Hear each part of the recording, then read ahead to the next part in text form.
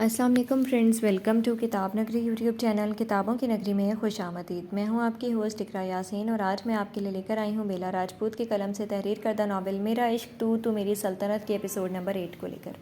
اس episode کو start کرنے سے پہلے آپ کر لیجئے ہمارے چینل کو سبسکرائب، ویڈیو کو لائک اور کلک کر لیجئے بیل آئیکن کو۔ اب آتے ہیں ایپیسوڈ کی جانب۔ شاویز نے آہستہ سے اذلان کے کمرے کا دروازہ کھولا تو پورا کمرہ تاریکی میں ڈوبا ہوا تھا۔ شاویز نے اپنے قدم آگے بڑھائے اور آہستہ سے اس کا نام پکارا، اذلان۔ شاویز نے نرمی سے اذلان کے لیے پکارا جب اسے بیڈ کے سائڈ ٹیبل کے ساتھ کوئی گھٹنوں کے بل زمین پر بیٹھا نظر آیا۔ اذلان۔ شاویز نے فوراً اذلان کی طرف بڑھتے اس کے قدموں کے ساتھ ہی اس کے بیٹھتے اس کا چہرہ اس کے گھٹنوں سے اٹھانے کی کوشش کی۔ اذلان، یار پلیز یار، ادھر تو دیکھو۔ شاویز نے بمشکل اس کا چہرہ اپنے برابر کرتے اس کی طرف دیکھا اور اسے لگا جیسے اس کا دل کسی نے اپنے پاؤں تلے کچل دیا ہے۔ اذلان سرخ آنکھوں اور آنسوؤں سے تر چہرے کے ساتھ اپنے کانپتے ہاتھوں سے کوئی تصویر اپنے سینے سے لگائے بیٹھا سسکیاں لے رہا تھا۔ تو تمہاری میڈیسنز کدھر ہیں؟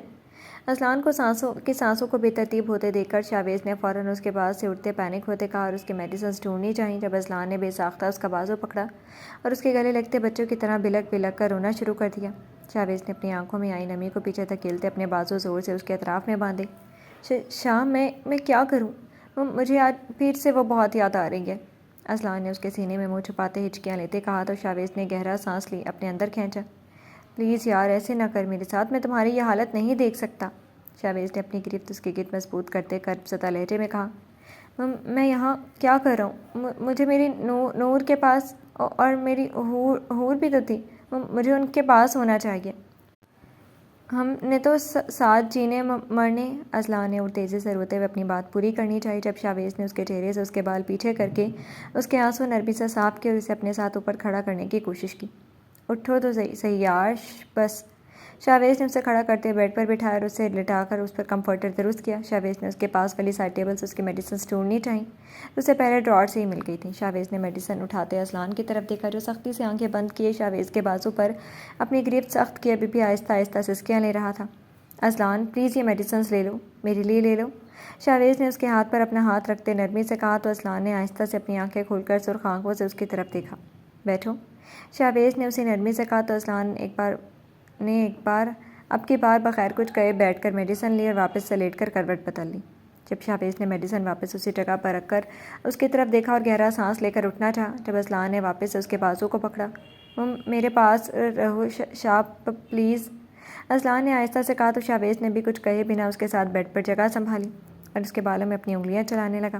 تقریباً آدھے گھنٹے کے بعد جب شاویز کو یقین ہو گیا کہ اذلان سو گیا تو وہ اٹھا اور اس پر کمفرٹر ٹھیک کر کے کمرے سے باہر کا رخ کیا اور آہستہ سے کمرے کا دروازہ بند کر کے باہر نکلا۔ باس۔ ابھی شاویز وہاں سے جا ہی رہا تھا جب اسے کسی کی آواز آئی۔ شاویز نے اپنا رخ اپنی دائیں جانب کیا تو ضامن وہاں کھڑا تھا۔ ہاں بولو ضامن۔ شاویز نے اپنی آنکھوں کو زور سے بند کر کے کھولتے ایک گہری سانس لے کر کہا، باس وہ نیو ایس پی نے ہماری ڈرگ سپلائی کو روکا ہوا ہے کل رات سے۔ ہمارے آدمیوں نے اسے روکا بھی پر وہ نہیں مانا، تو میں خود گیا اس کے منہ پہ پیسے بھی مارے پر وہ آپ سے ملنا چاہتا ہے۔ شاویز کا موڈ اب ایسا ویسا دیکھ کر ضامن نے اٹکتے اپنی بات شروع کی پر شاویز کی گوری پر ایک ہی سانس میں ساری بات سنا دی، ساری بات اسے بتا دی۔ چلو مل لیتے ہیں اسے ایس پی سے بھی، چلو۔ شاویز نے چہرے پر پراسرار مسکراہٹ لیے کہا تو ضامن نے اپنا گلا تر کیا۔ باس مطلب آپ خود جائیں گے؟ ضامن نے حیرانگی سے پوچھا۔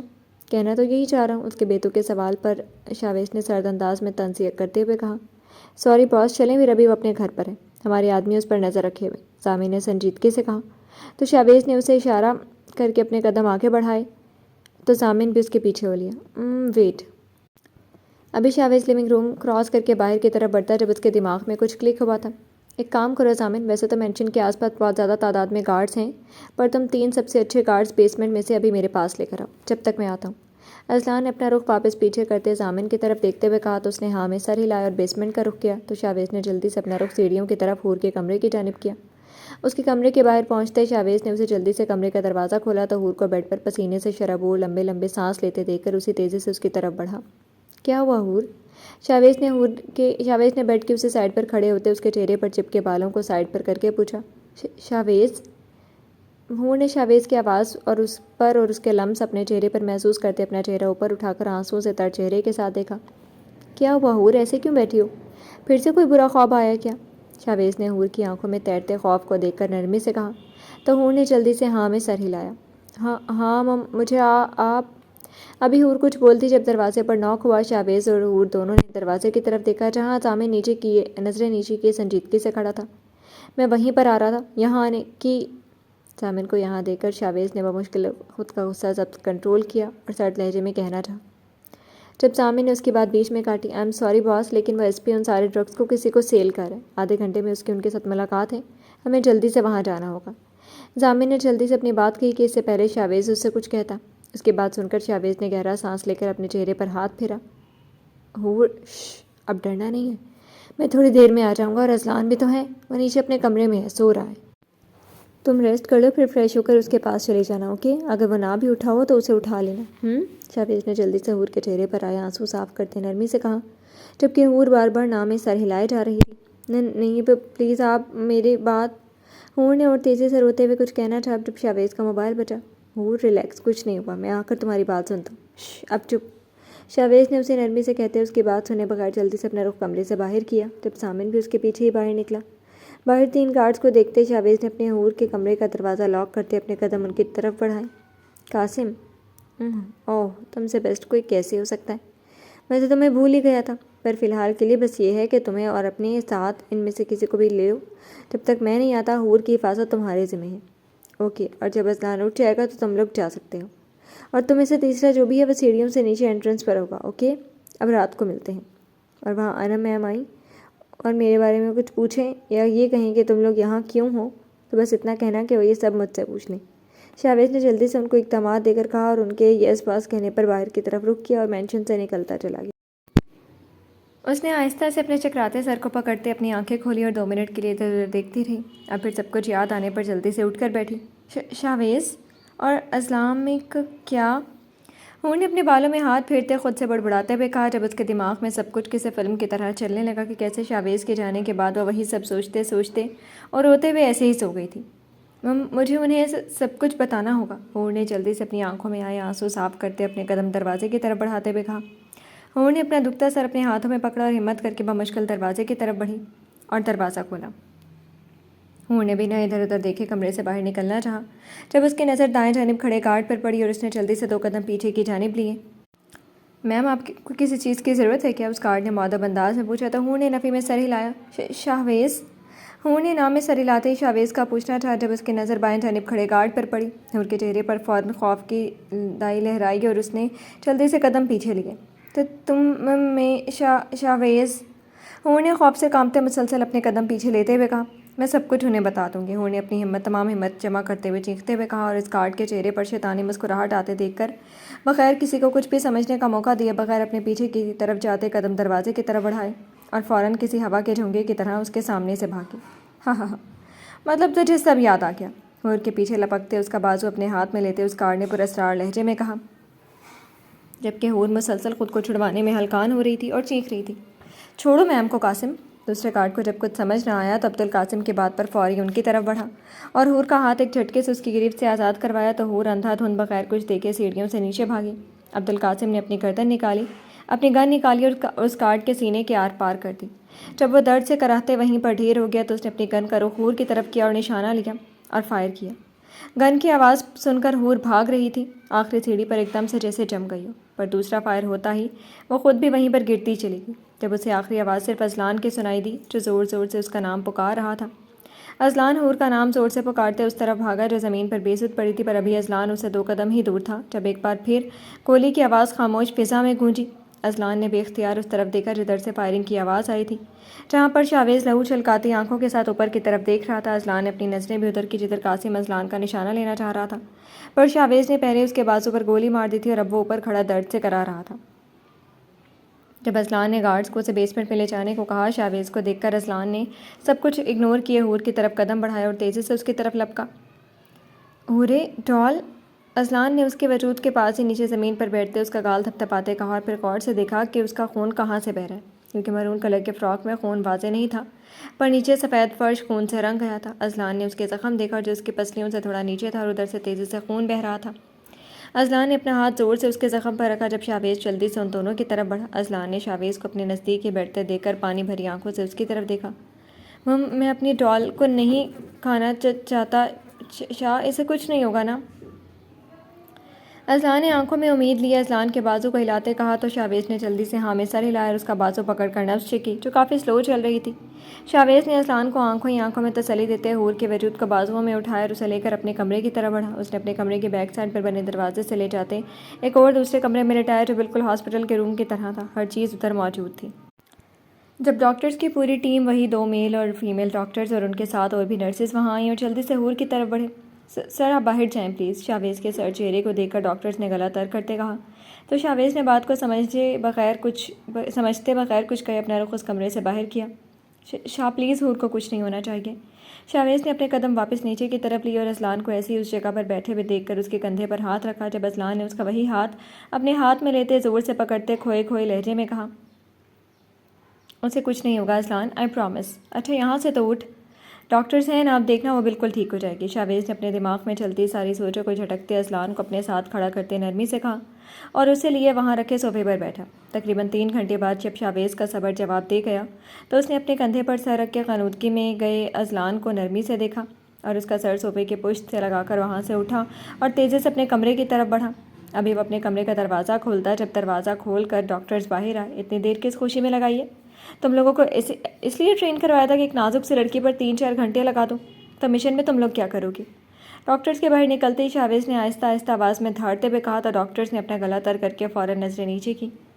سر وہ اب اگر تم نہ بولے تو میں تمہاری یہ زبان ہی کٹوا دوں گا۔ ڈاکٹر کو اٹکتے دیکھ کر شاویز نے اسے غصے سے گھورتے اکتاہٹ زدہ لہجے میں کہا سر اب میم خطرے سے باہر ہے پر فی الحال بے ہوش ہے۔ شاویز کے موڈ کو دیکھ کر ڈاکٹرز نے جلدی سے بتایا تو شاویز نے گہرا سانس ہوا کے سپرد کیا۔ شکر کرو، اگر تم لوگ اسے نہ بچا پاتے تو تم لوگوں کو ایسی موت دیتا کہ اپنے ہونے پر توبہ کرتے۔ شاویز نے ڈاکٹر کی طرف دیکھتے دانت پیستے ہوئے کہا اور اسے سائڈ پر کر کے اندر کی طرف بڑھا۔ شاویز نے ایمرجنسی روم میں قدم رکھا جہاں حور کا وجود ابھی بھی کسی بے جان وجود کی طرح بیڈ پر تھا، پر ساتھ مشین میں چلتی اس کی سانسیں بس اس بات کی گواہ تھیں کہ وہ ابھی زندہ ہے۔ شاویز اندر داخل ہوا تو وہاں موجود سب لوگوں نے باہر کی راہ لی، پر شاویز کی آواز پر ان کے قدم رکے۔ حور کو میرے کمرے میں شفٹ کر دو، شاویز نے اس کی طرف دیکھتے نرمی سے کہا اور پھر سے باہر کی طرف بڑھا۔ اذلان، شاویز نے اذلان کے چہرے پر آتے بال اس کی نرمی سے سائڈ پر کرتے کہا۔ شاویز کی آواز پر اذلان نے آہستہ سے اپنی آنکھیں کھولیں اور شاویز کو اپنی طرف نرمی سے دیکھ کر اس کے چہرے پر مسکراہٹ آئی۔ ہاں شاہ، کیا ہوا؟ اذلان نے صوفے کی پشت سے اپنا سر ہٹاتے سیدھا ہوتے اسی مسکراہٹ کے ساتھ کہا۔ اذلان کا اتنا سکون دہ رد عمل دیکھ کر شاویز نے آنکھوں میں حیرانگی لیے اس کی طرف دیکھا۔ جب اس کی حیرانگی فوراً غائب ہوئی۔ شاہ، حور وہ کہاں ہے؟ کیسی ہے؟ وہ تو آپریشن تھیٹر میں تھی نا؟ شاویز کو اپنی طرف حیرانگی لیے دیکھ کر اذلان نے اسے پوچھنا چاہا۔ جب سیڑھیوں سے ڈاکٹرز کو اترتے دیکھ کر اذلان کو پل میں سب کچھ یاد آیا اور اس نے شاویز کو تقریباً جھنجھوڑتے ہوئے کانپتی ہوئی آواز میں پوچھا۔ جب شاویز نے نرمی سے اسے اپنے حصار میں لیا، حور بالکل ٹھیک ہے اذلان، بس ابھی دوائیوں کے زیر اثر بے ہوش ہے، تھوڑی دیر میں اسے ہوش آ جائے گا، ٹینشن کی کوئی بات نہیں ہے۔ شاویز نے اس کی پشت سے ہلاتے اسے نرمی سے سب کچھ کہا تو اذلان کچھ پرسکون ہوا اور شاویز نے پیچھے ہو کے بولا اچھا ویسے تو ہم اسے دیکھ سکتے ہیں نا؟ اذلان نے شاویز کی طرف دیکھتے سنجیدگی سے کہا تو شاویز نے ہاں میں سر ہلایا۔ ہاں چلو، وہ میرے روم میں ہے، ایمرجنسی روم وہ میرے روم کے قریب تھا تو اسی لیے اسے وہیں شفٹ کروا دیا۔ اس کا اپنا روم کافی دور تھا تو بس فی الحال کے لیے۔ اذلان کے پوچھنے پر شاویز نے اسے تفصیلاً بتایا۔ جب اذلان نے ہاں میں سر ہلایا تو ابھی وہ لوگ آگے بڑھتے جب ایک آواز پر ان کے قدم ایک دم سے رکے تھے۔ شاویز بیٹا، اذلان بیٹا، ایک باریک سے نسوانی آواز پر ان دونوں نے ایک ساتھ پیچھے کی طرف دروازے کے انٹرنس پر دیکھا جہاں ان دونوں کی سب سے پہلی نظر انم پر گئی جو چہرے پر مسکراہٹ سجائے کھڑی تھی، اور اسی کے ساتھ ان دونوں کی نظر اپنی ماں پر گئی جو انم کی سائڈ سے ہوتے ہوئے انہی کے پاس چلی آ رہی تھی۔ اذلان بیٹا، یہ کیا ہوا؟ تمہاری آنکھوں میں سرخی کس چیز کی ہے؟ انہوں نے چہرے پر نرم مسکراہٹ لی ان کی طرف قدم بڑھایا۔ جب اذلان کا چہرہ دیکھ کر فوراً تیزی سے اس کی طرف بڑھی۔ کچھ نہیں ماما، بس ویسے ہی طبیعت نہیں ٹھیک۔ اذلان نے اچھے سے خود کو کمپوز کرتے اپنے چہرے پر زبردستی مسکراہٹ لیے ہوئے کہا اور ان کے لیے اپنے بازو کھولے۔ جب انہوں نے بھی مسکراتے ہوئے اپنا حصار اذلان کی گرد بنایا۔ شاہ میرا بیٹا۔ شاویز جو ابھی تک اسی شوق میں کھڑا اذلان اور اپنی ماں کی طرف دیکھ رہا تھا، اپنے بہت قریب سے ایک بھاری آواز سن کر اپنے ٹرانس سے نکلا اور اپنا رخ ذکوان آفندی کی طرف کیا جو وہ اپنی تمام تر وجاہت لیے سنجیدہ چہرے کے ساتھ اسی کی طرف دیکھ رہے تھے۔ جی ڈیڈ۔ شاویز نے جلدی سے ان کو جواب دیا اور آگے کی طرف بڑھ کر ان کو گلے لگا۔ کیسے ہو تم دونوں؟ انہوں نے شاویز سے دور ہوتے اذلان کو گلے لگاتے کہا۔